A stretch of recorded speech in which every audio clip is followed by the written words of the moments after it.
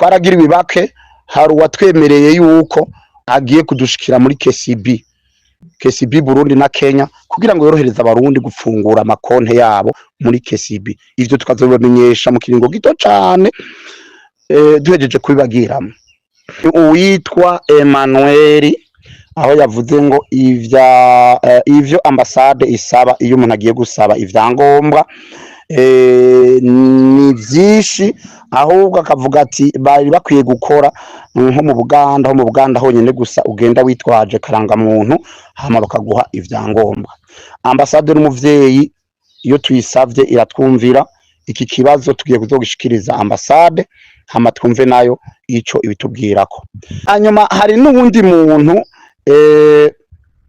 yabajije mbega ngo birashoboka ko umuntu ashobora kuronka ubwenegihugu ngo aba ngaha muri Kenya ngo bigenda gute?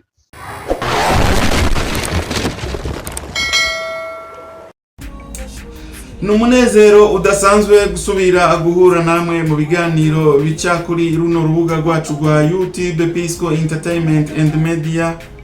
Sangwa ikaze muri ikino kiganiro twabateguriye cuno munsi. Psikologe nkuko vyamaniwe abatunganiririza ibiganiro bica kuri runo rubuga, akaba ari nawe anabibashikiriza. Muti mbega psikologe uyu munsi waduteguriye ikiganiro kivuga akuki? Muribuka ubushize twaravuze ku kiganiro cari catunganijwe n'abasanzwe baserukira abarundi mu gihugu ca Kenya ku rwego rwa diaspora, abarundi basanzwe barangurira imirimo mu gihugu ca Kenya. Twarashoboye kuvuga bimwe mu vyo perezida wa diaspora burundaise au Kenya yashoboye kuvuga, turabigaruka ko turabumvisha n'ivyo yavuze bashoboye kurangura muri ano mezi 12 tugiye kurangiza, no kuvuga uno mwaka w'ibihumbi 2025. Rero ico kiganiro kiri kuri runo rubuga nyene, utacumvise ashobora kucumviriza akumvira ibikorwa bimwe vy'ingirakamaro abasanzwe barongoye diaspora bashoboye kurangura, bashoboye gukora muri uno mwaka. Ariko rero uyu munsi naho turaje tugomba tuce tubabwira tubandanye kino kiganiro, kuko inyuma y'ijambo perezida yashoboye gushikiriza harashoboye gutangwa umwanya wo kubaza ibibazo, haraho n'umwanya wo kwishura ivyo bibazo. Rero ivyo nivyo tugaruka ko uyu munsi muri ikino kiganiro. Rero ukaba uri mushasha ubonye runo rubuga rwacu rwa YouTube Pisco Entertainment and Media, urawe ikaze mu kugira subscribe kugira ngo wiyunge natwe muri uno umuryango, wiyunge muri buno bwami bwa Pisco Entertainment and Media. Uraza no kugira like canke j'aime kugira ngo uzohore ubona ibiganiro tubashikiriza biciye kuri runo rubuga rwacu rwa YouTube Pisco Entertainment and Media. Uraza no kugira partage kugira ngo umurundi wari we wese ahari canke wumva runo rurimi yumve ibibazo vyabajijwe muri ikino kiganiro ca conference débat public, kugira ngo kandi bumve n'inyishu zashoboye gutangwa n'umwe mu barongoye diaspora burundaise au Kenya. Urasabwe no kugira comment, uduhe commentaire, udutere nawe uterere ivyiyumviro kugira ngo nawe ivyiyumviro vyawe hari aho vyofasha abantu benshi, vyoba ingirakamaro. Rero reka tumira amate gatoya turaje tuce tubabwira mwidonido rya kino kiganiro twabateguriye cuno munsi.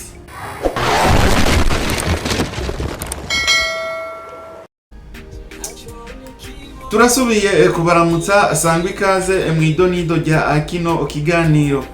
Nkuko narimejeje kubivuga, ubuherutse twarakoze ikiganiro kivuga ku cyari cyatunganijwe n'abasanzwe barongoye abarundi ku rwego rwa diaspora basanzwe barangurira imirimo yabo mu gihugu ca Kenya. Turagaruka ku byo Alexis Salahe Ninanigwa yashoboye gushikiriza mu byo bashoboye muri bimwe bashoboye kurangura uno mwaka. Rero twashoboye kumva ico kiganiro kiri kuri runo rubuga nyene, urashobora kukirondera hanyuma ubandanye wumviriza ivyo bashoboye kurangura muri uno mwaka, muri ano mezi 12 tugiye kurangiza.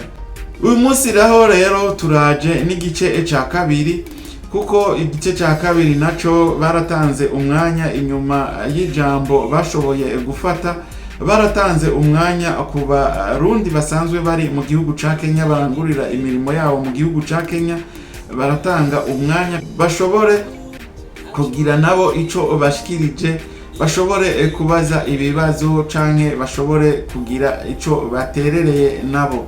Rero reka twumvirize ivyo bashoboye kubaza, hama twumvirize n'inyishu zashoboye gutangwa nabo basanzwe barongoye diaspora burundaise au Kenya.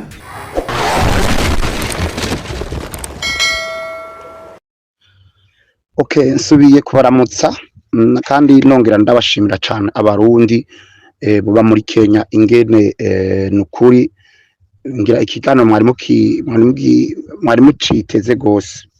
Rero twagomba tubabwire yuko okay, tugomba tubanze twishure ibibazo vy'abajije bishika kuri 17. Ni kuvuga mu bibazo 17 vy'abajije, ndahera ku kibazo ca mbere c'abajije. Hari abantu babiri babajije ikibazo cerekeye passport. Ati passport twari twifuza ko modushikira imbere kugira ngo passport zore zidusanga ino muri Kenya tutibe turajayo. Banyakubahwa mwabajije iki kibazo ntakirandiye ko iki kibazo carabajijwe no muri Semaine de la Diaspora, cabajijwe n'abarundi benshi baba mu mahanga. Nagira ndabamenyeshe gushika ya masaha igihugu c'u Burundi kwisi yose nta murundi numwe yemerewe kuronka passport atishikiye muri PAF ngo iyo passport ayihabwe. Mu bibazo rero twabajije, leta y'u Burundi yatwishuye tubwira yuko ivyo biri mu nteguro y'igihugu icarico cose ko citunganije. Batubwira ati ntubone ngo abakongomani, aba Nigeria canke abandi bose ngo bararonka passport bace mu ambassade yabo, bivana n'integuro ya security y'igihugu ingene bimeze. So batubwiye bati bariko baravyiga, mu gihe bazobona ari ngombwa yuko umunyagihugu diaspora aronka passport aciye kuri ambassade yiwe, bazoheza batubwire bivanye na situation y'igihugu. Rero ngaho kwico kibazo n'ukuri wakibajije inyishu notanga kandi twabajije yabayiyo. Hari uwundi ikibazo gira kabiri yabajije yitwa John Hakizimana, yavuze ngo imigambi ni myinshi cyane ngo nkaherereye ngo nk'umugambi yokora ukurima ngo vyo bari vyiza cyane. Nagomba ndabamenyeshe yuko ngaha muri Kenya okay, ndibaza ntivyoroshe aho umurundi ashobora kugenda karonka indimo canke agakota ahantu akarima akorora. Ivyo bisabwa yuko aba yavuganye n'abajejwe akarere canke uwo bitwa chief, kuko hano muri Kenya kugira urime canke ugura inzu canke wubake kubutaka icokora kubutaka, yani cerekanye n'ubutaka, nibaza ko ico kitoroshe. Ariko rero imigambi nayo, imigambi irahari. Cangira ko nishura ikibazo c'umuntu yabajije avuga ngo mbega diaspora iri ku kivi. Cabajwe n'umuntu witwa Jean Baptiste niyo nzima, ngo mbega diaspora iri ku kivi koko? Ngo niyihe migambi iri kirakogwa? Nagira ndababwire ikintu ca mbere, diaspora iri ku kivi mugabo kwisi yose uze murabe. Diaspora turabarundi mu 1956. Sindabahende barundi kazumba ngaha muri Kenya. Nta sarahe nzoza n'umugambi w'abarundi mu 1956 ngo uba ari umugambi wa twebwe twese turi hamwe. Wapinze bandababesha. Ahubwo ama diaspora yandi yose hari abantu ndabizi bagwiza tunga ngaha muri Kenya bafite amafaranga akwiye. Narabonye igihe duruka mu za Semaine de la Diaspora, hari mu diaspora yubatse ico bitwa Tanganyika Hospital, hari undi mu diaspora yitwa Fabrice ariko arubaka ivyo bitwa amapartement, hari undi mu diaspora karagira umugambi w'ingurube, hari undi mu diaspora asanzwe dutwara mbere rwego rwo hejuru, Samuel mubona asanzwe afise imigambi arangurira mu gihugu za Samuel's Hope gutyo na gutyo. imigambi rero yitwa uko. Umurundi wese aba ngaha muri Kenya arahamagariwe gutwara umugambi mu Burundi bivanye n'umutahe ufise. Abarundi bashika kuri 5 canke 10 banga muri Kenya bashobora kuba hamwe mukagira umugambi, uwo mugambi mugaheza mukawujana mu Burundi. Iyo niyo migambi rero mba waje ngo diaspora umugambi wo bifise. Imigambi ahubwo tuvuze diaspora ni wewe ni jewe. Ni muronderere imigambi muyijane mu Burundi nkuko abandi bariko barabikora. Niyo tubahamagarira. None nkaha muri Kenya cendaza abarundi bafise imigambi tagwa karoro gituma turi ku kivi turafise commission de transport aba transport gushika ubu barakora hari abarundi benshi bafise amavoxi akora akagira transport ubwo tuvuga ngo sarahe ngo bafise mu mutahe oya n'abarundi hari n'abandi barundi bafise imigambi yo kugurura amabanki, hari n'abandi barundi bafise imigambi yo guteza imbere akaranga n'imico. Murabizi nka za club sangwa amahoro aho usanga ari abantu bagiye hamwe bagira club yo kuvuza ingoma, hari club agahigo aho usanga bateje imico kama igihugu cy'u Burundi birirwa baraja mu za Korea birirwa baraja mu bihugu bitandukanye. Iyo ni imigambi rero numva iri kirakorwa muri diaspora burundeze o Kenya. Rero wabajije ngo mbega imwa muri ku kivi, ikivi nico nyene ahubwo nawe uzana imigambi uje ku kivi ukore. Twebwe muri diaspora tubashiraho inshingano kugira ngo tubashiraho ico bitwa projet mugaca muzegizekita. Sino Alexis Sarahe nta banki ifise ukugurura nta vox ifise mugabo tuhimiriza abarundi tukabafata mu mugongo kugira ngo babikore.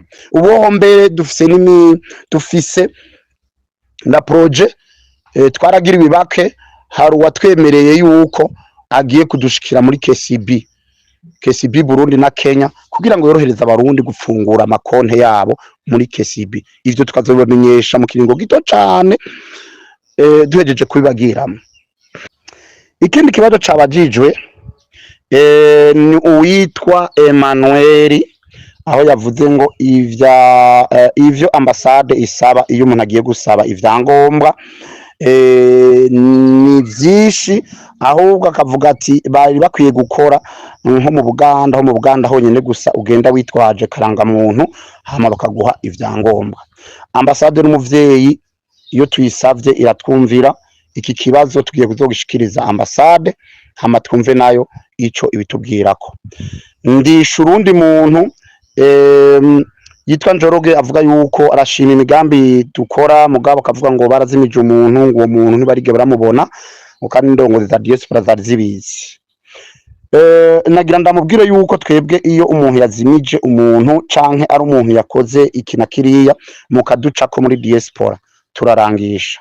Sinzi rero ko uwo muntu yoba yaraduciye ko tuba twararangishije tukagerageza uburyo bwose dushoboye kugira ngo uwo muntu aboneke. Hanyuma hari n'ubundi muntu yabajije abantu babiri witwa Ezekiel ngo bega ngo umuntu ngo mudufashe turonke ubwene gihugu hano muri Kenya canke ngo mbega ngo birashoboka ko umuntu ashobora kuronka ubwene gihugu ngo abangaha muri Kenya ngo bigenda gute? Kuronka ubwene gihugu nivyo mugo je ndi nk'utwara diaspora burundeze jewe sinohanura abarundi banga muri Kenya ngo murondere ubwene gihugu nga muri Kenya ya ahubwo duhamagarira abarundi gukora ukaba ufise ivyangombwa vya passport kugira ukore uteza imbere igihugu cawe kuko iyo umaze kuronka ubwene gihugu bwo muri Kenya numva kuzotuteza imbere igihugu ca Kenya gusa Burundi ugasanga umenga wabwibagiye. Mugabe ugomba ubwene gihugu ngaha muri Kenya bisaba ko ubu habaye imyaka 14 umuntu wese arondera ubwene gihugu ubu baye imyaka ndwi yikwirikiranya no kuvuga imyaka 14 uzoheza uze muri diaspora nabuda tukubwire ibindi bikwirikirana. Mugabo ubu bayeho imyaka 14 Murundi kazi uhendwa n'abandi ndabizi hari abantu bahendwa hari abantu b'abarundi benshi ngaha mufise ngo ama ID ya Kenya nukuri iyo ID ufise ngaha muri Kenya siyo nububeshi nawe ubishira muri systeme ukabonira pasa nububeshi kandi birahanwa n'amategeko ubifatanye. Rero ntihagire umurundi wese ahendwa na mwanya hegereje ibintu vy'amatora ngo uhabwe ngo ID ngo ube umukenya. Barakubesha. ID uyihabwa ubwene gihugu mu gihe umurundi abaye ngaca umunyamahanga abaye ngaha imyaka 14 ugacurondera umwavoka mugashingisha urubanza rw'igisabo ko uhabwa ubwene gihugu kubera aho abaye imyaka 14 kandi wayibayeho mu mategeko. Aho ndishu ico kibazo. Hari ubundi yavuze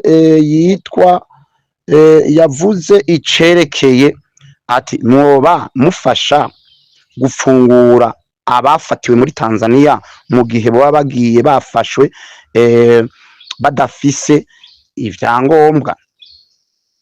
Nabanza kubahanura twitwa amaduhanura abarundi yuko imbere yuko ufata urugendo wisuganya ukagenda bihuje amategeko.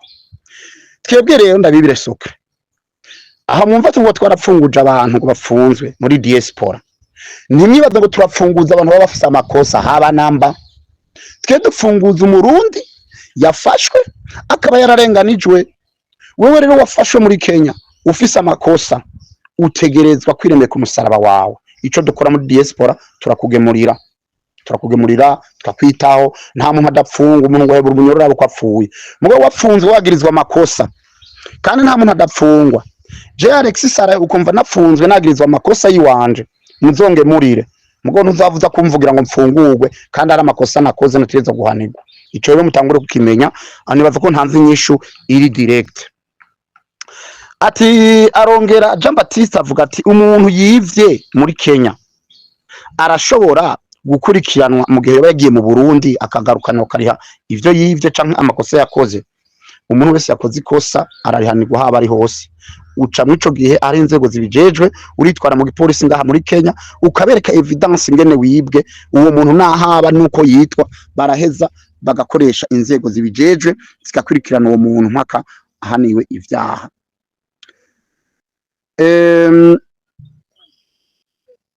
Yasubiye arabaza ngo none mbega ngo hari bihano ruhasha mwoba muha ku bantu bagambaniye diaspora. Turabitanga. Ni babandi amariste ubona nka 37 y'abantu baba bagambaniye diaspora turabakura muri groupe. Ariko diaspora ntagasho tugira. Diaspora we tuguha ibihano sociale turagukora muri groupe hama ni uje kutwitura ntitugutunganize kubera wagambanye. Arasubira avuga ati ID ku barongozi. ID zirahari ku barongozi guhera ku mushefu d'antenne gushika guhera kuri president gushika ku mushefu d'antenne. Ariko naho nyene hariho ibisabwa kugira ngo uhabwe iyo ID nk'umushefu d'antenne. Ndabandaniza ku kibazo c'uwitwa Liam n'abandi bitwa ba Akim ku kibazo cerekeye amafaranga atangwa kuri rujya rupapuro rwa diaspora iyo bitwa recommandation kugira ngo umuntu ahabwe passport byihuta. Muranda bivuga no muragomba ndabisubiremo. Arya amafaranga atangwa swiva na stati yawe ufise muri diaspora. Ancangira ko nishura kundi muntu yabaje ngo mbega ngo hari kigega kihari cyo muri diaspora ngo hari cotisation mwamugira muri diaspora bimeze gute. Bica bizana n'iki kibazo ca recommandation. Mu bisanzwe muri diaspora turafise abantu bitwa groupe actif. Nibo mherako. Groupe actif n'uyu mu diaspora asanzwe akotiza atanga 150 par mois. Amuca mwiraba mwese mbega ni bangahe dufise. Twaravuze tuti muri diaspora kugira ngo dusutene diaspora burundezo Kenya, Afrique et mondiale umurundi wese abangaha muri Kenya ategerezwa gutanga 150 kugira asahirize kuri habiro ya diaspora. Asahirize kuri habiro ya diaspora au niveau mondial. Nibuke ko au niveau mondial chaque OP itegerezwa gutanga 1 million par umuriyoni w'amafaranga y'amarundi ategerezwa gutangwa muri diaspora au niveau mondial. Aho ni chaque OP. Muca mwibuka ko chaque semaine de la diaspora uteza gwenda witwaje umuriyoni w'ukuri habiro. Aha rero muca mumbarira mbega muri semaine de la diaspora ayo mafaranga yarabonetse kweri ko tubona dufise aba membre actif bake. Nico gihe we rero ubikora ivyo uri mu membre actif mu gihe uje gusaba ryo rupapuro rwa diaspora recommandation baguca amafaranga utanga amahera 1000. hari umuntu yitwa chef d'antenne, hakaba n'umuntu yitwa umuntu wese ari muri komisiyo atwara departement kanaka. Ubwo rupapuro recommandation ayihabwa ku buntu kubera nawe aritanga hirya no hino. Uwo muri komite executive ubwo rupapuro kandi nabwo nyene rutangwa ku buntu.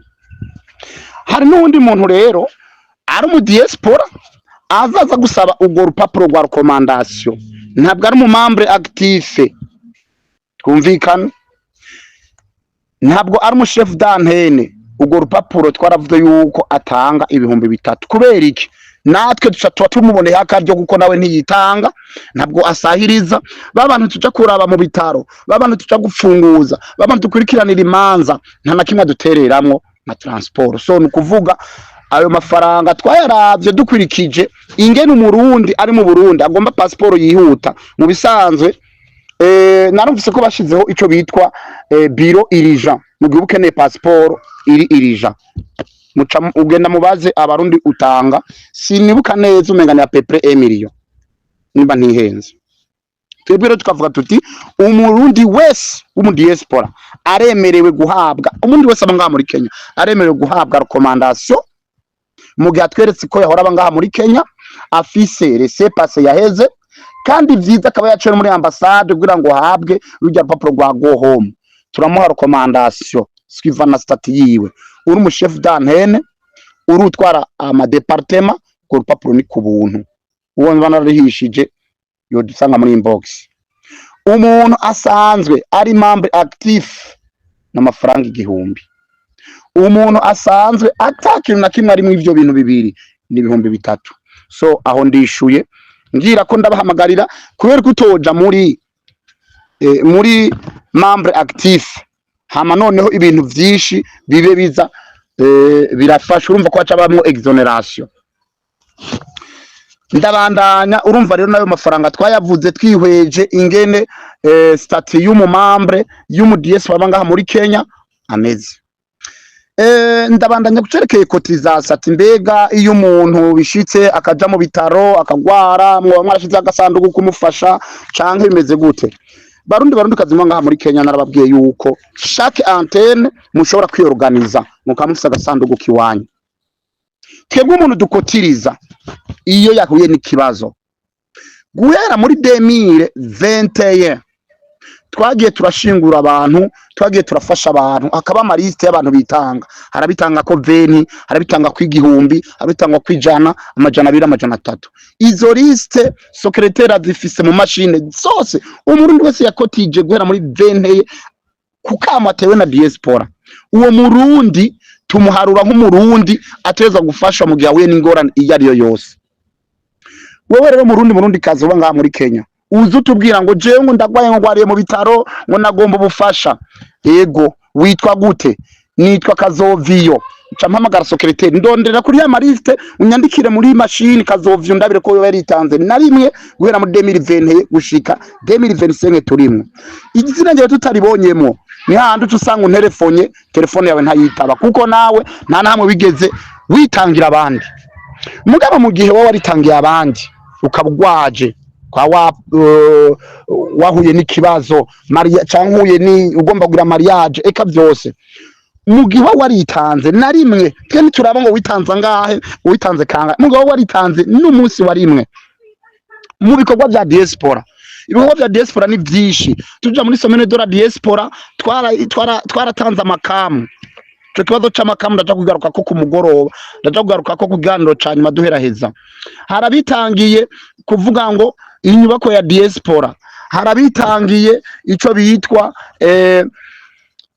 abo duhambisha abagwaye eka beshi ntibagire ngo rya zina ryawe twaragibagiye riri mu mashini. Rero mu gihe utoba uri mwahantu na hamwe ukaza kudusaba ubufasha muri diaspora, siri tugufasha busaba amafaranga ntitukuzi, mumbabare gukoresha iryo jambo. Aho rero nishuye ico kibazo cy'umuntu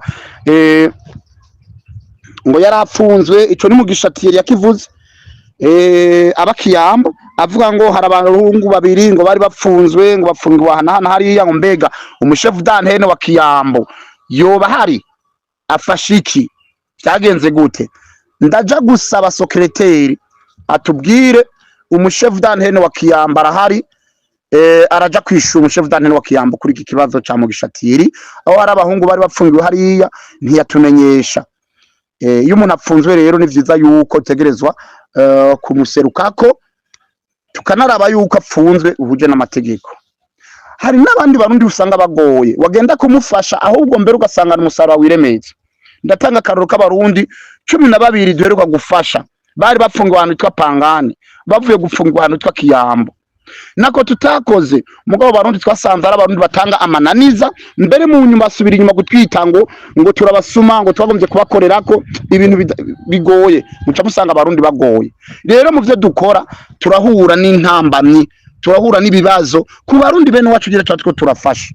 Rero abashefu dantene nukuri mugerageze murabe kuri liste y'abantu banyu muba muri kumwe, umuntu wese abafite ikibazo mukagitubwira siri tubafunzwe cyangwa yarenganijwe ku kazi. Ikibazo ngiye kwishura ni ikibazo ca 14 15 cabajijwe n'umuntu yiswe yitwa gute umuntu nta zina yavuze, ariko uw'15 yavuze ko yitwa Mpangaje Pierre. Yavuze ati mbega iyo umurundi yubakanye n'umukenya canka ko bayubakanye n'umurundi hano muri Kenya bigashika bakibaruka umwana hama umwana bikakena ko bamuregirariza mu vy'amadokima, mbega mu Burundi ambassade yo duha amadokima umwana yoronka passport? Nico kibazo Mpangaje Pierre yabajije. Nagira ndababwire yuko umwana wese avuke hano muri Kenya n'umukenya, yaba ari umurundi ku murundi, yaba umurundi ku mukenya n'umukenya kwanza. Babwita ubwene gihugu buvuye ku mavuko bwaho yavukiye. Urumva uwo abafise passport direct yo muri Kenya. Ariko yavutse ku bavyeyi babiri, umurundi n'umurundi, bado n'umurundi urashobora kuja muri ambassade bakaguha ivyangombwa ukaja mu Burundi kurekarama ko wavyaye umwana, mwavyaye umwana ukamuvyarira muri Kenya akeneye kuronka ubwene gihugu. Ivyo navyo nyene birashoboka. Mugabo umenye yuko ubwa mbere ari umukenya bakoresheje amavuka. Mcangira ko nabandi muhora mubaza ikibazo cyo gusezerana umurundi yo bagomba kubakana n'umurundi nga muri Kenya, mbega muri ambassade barabasezeranya. Emwe babasezeranya kuri kwamye, muzogende muri ambassade bazobereka ingene bigenda.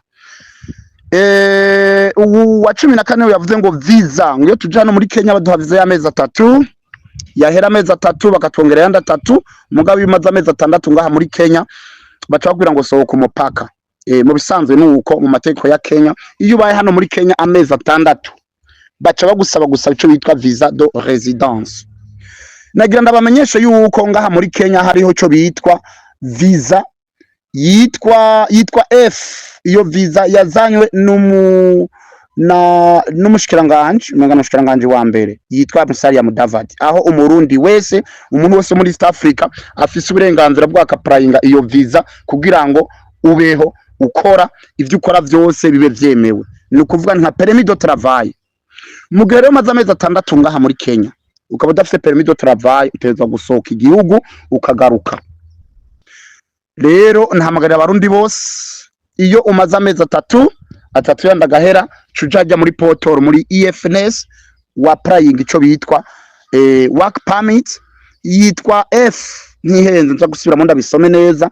Iyo F ironka ku buntu nubwo umenga hari ama procedure bifata. Fise visa ikiri valable ura applyinga iyo work permit. Nimba ugurisha gahawa, nimba ugira iki ubu yo work permit iremewe uraya applyinga. Beshi rero mu kwa mbere mwoshobora kuza kuvisita biro yiwanje nkabereka bamwe ingene wa applyinga cenka nkazobasangiza kuri link ingene wa applyinga iyo visa. Nibaza ko ico kibazo ndacishuye mu ncamake. Uwavuze ngo intererano bigenda gute? Hari kigega ca diaspora kihari cyo ku kwezi nabibabwiye. Twebwe twarashizeho ico bitwa cotisation 150 par mois. Uretse ko turiko turagira revision bijanye na statut turiko turakora ya diaspora burundezo Kenya, bizoshobora guhinduka. Mugabo gushika nubu amafaranga 150 ku kwezi aratangwa kugira ngo afashe diaspora.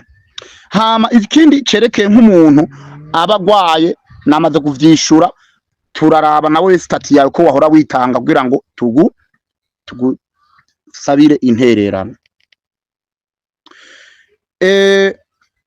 Uwitwa Mugisha Thierry yavuze ngo abantu banyurujwe nakivuze ko bo abakiyambu chef d'antenne araza kukitwishura ko neza kugira ngo tucishure. So mu bibazo nyamukuru vyinshi vyabajijwe vyinshi nivyo mugabo nkagomba gushirako mvuga nti abantu baba ngaha muri Kenya ndi 56 kandi nagira ndabibire sokere ndababwira yuko ahari abantu ha mu runtu siritu mu barundi tubana ngaha muri Kenya. Vraiment abarundi bo ngaha muri Kenya beshi mugomba kwigira basinda bibazwa, niyo mpamvu usanga tugira ibibazo mugira tubafashe canke ngo dufashanye.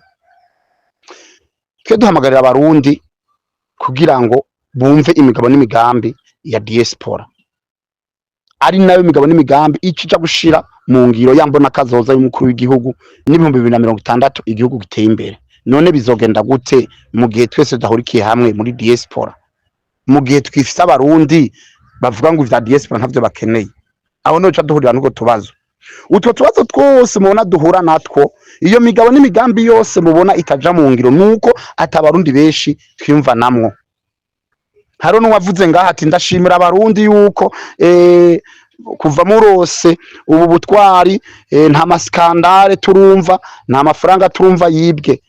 Yo haba namba twebwe nuko mutazi kuri tere ivyo tujamwe. Abarundi beshi ntitwemerana, hari abarundi beshi bibana, hari abarundi beshi usanga bafite utuntu tuduskandale. Reka tubanze twemerane tuje hamwe tuvuge ko turi hamwe twese bishoboka, hama ibindi vyose tubifashanye. Ndatangara ko hano mu Burundi abarundi 56 tudafise ico bitwa reka tuvuge basi dufise n'akabare ngaha muri Kenya kitirirwa abarundi.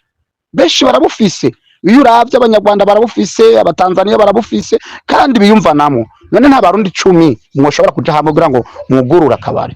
Nta barundi 10 mwoshobora kuja hamwe kugira ngo mugure amabisi ava ngaha Nairobi aje Bujumbura? No kutemerana. Rero ivyo vyose nivyo biduhangayikisha bigatuma turemerwa ngaha muri Kenya.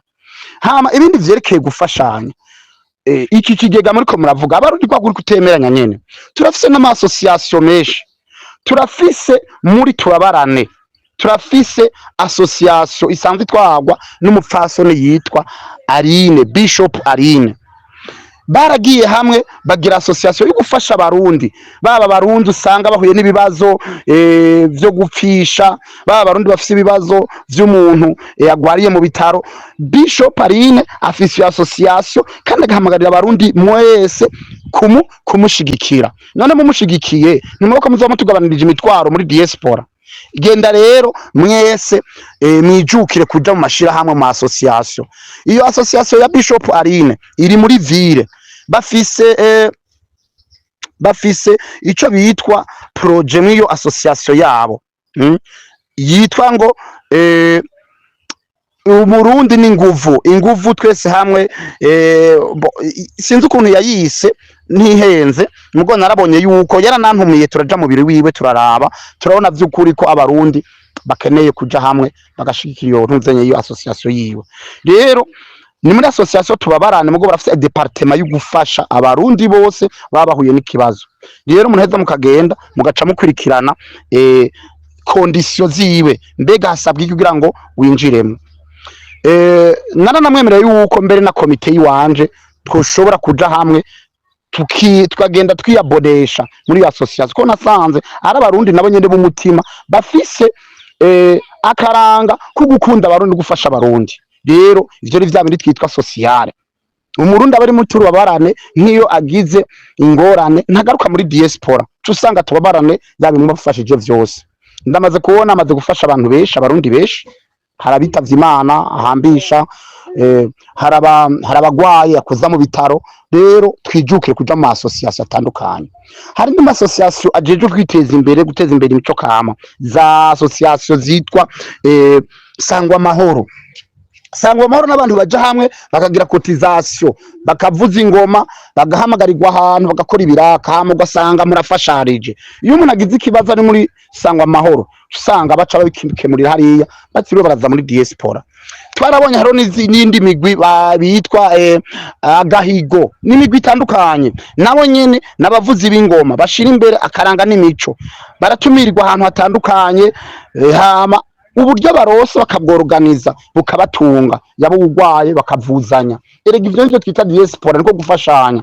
Nimugerageze rero muje hamwe mugire umugwi, twe muri diaspora gusa mutumenyesha ati hari umugwi witwa Gahigo, hari umugwi witwa Sangwa Amahoro, hari umugwi witwa Tubabarane, hari umugwi. Iyo migwi yose nifashanya n'abarundi, kandi iyo mushize hamwe n'imitima, imigabo n'imigambi, nta skandale zibamo. Nivyo tubahamagarira rero kugira ngo muje hamwe mufashanye. Na wundi w'ibibazo ku barundi 56 ntibizobura, kandi diaspora ntituzohashika twese ngo tubishobore. Gusa icyo dukora twe dufasha en general.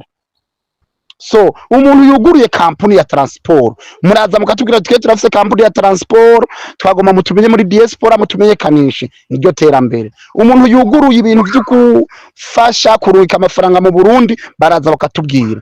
Haro rero n'intererano tubasaba muri diaspora, bavuga ati tanga intererano iheze natwe idufashe, idusahirize muri vya bikorwa vya misi yose twadukora. Nuko en general nishuye ibibazo byose mwabajije 17, nkaja gusubira kumviriza ibindi bibazo guhera saha 8 mwahejeje kumviriza ibi. Groupe rero zita kubandanya zugaye kugira ntave zibaciramo kumviriza aya audio n'ishu twishuye, hama muje kuzi saha 8 muvuga muti ibindi bibazo dufise nibi, kiganiro kitere kibandanya. Murakoze. Ivyo nivyo bibazo bishika kuri 17 ivyashoboye kubazwa mu gice ca mbere, vyashoboye kubazwa birishugwa n'ubusanzwe arongoye abarundi ku rwego rwa diaspora Alexis Salahe Ninanigwa, abifashijwe hamwe nabo bari bashoboye gutunganya ikiganiro ciswe conference débat public. Nivyo ngira ngo mwumvise yuko abarundi benshi bashoboye kubaza ibibazo bitandukanye, bikaba byarashoboye kwishugwa neza mu bwitonzi intangere. Ukaba wewe uri mu gihugu ca Kenya utaronse akaryo ko kubaza ikibazo, urashobora kwandika ngaho muri commentaire ikibazo cawe ukagishikiriza. Nta ikibazo canke ari intererano kikazoca cishugwa muri conference izosubira kuba. Ngira ngo mu mwaka uza naho nyene bashobora kuzotunganya ikiganiro imbere yuko dutangura ibikorwa by'umwaka w'2026. Harashobora kuzotegurwa ikindi ikiganiro ku barundi bari mu gihugu ca Kenya. Canke naho ikibazo cawe ni wagishira hano muri commentaire canke ukazana intererano, kumbure hari gihe tuzoronka umwanya canke tukaronka akaryo gakwiye ko gukorana ibiganiro n'abasanzwe barongoye diaspora burundaise au Kenya. Ico ciyumviro cawe turashobora kuzoca tukibashikiriza, hama bakazoca bacishurira hamwe n'ibindi bibazo bazoba babajijwe. Rero ikiganiro cacu reka tukigarukirize ngaha. Cari igice ca kabiri kivuga ku bibazo byabajijwe hamwe n'inyishu zashoboye kwishurwa muri conference débat public. Psychologue nije nayo nabateguriye kino kiganiro, naho ubutaha mu kindi kiganiro. Imana ihezagire abarongozi bacu beza bashoboye kwitanga, batwitangira nk'abavukanyi. Ata murundi n'umwe arangurira imirimo mu gihugu ca Kenya ashobora kugira ibibazo kugira nabo ntibashobore kuraba ukuntu boshobora gusutena kugira ngo bave mu bibazo. Rero Imana ihezagire wewe bashoboye kumviriza akino kiganiro kuva ku ntango gushika hano kigeze. Naho ubutaha. Thank you.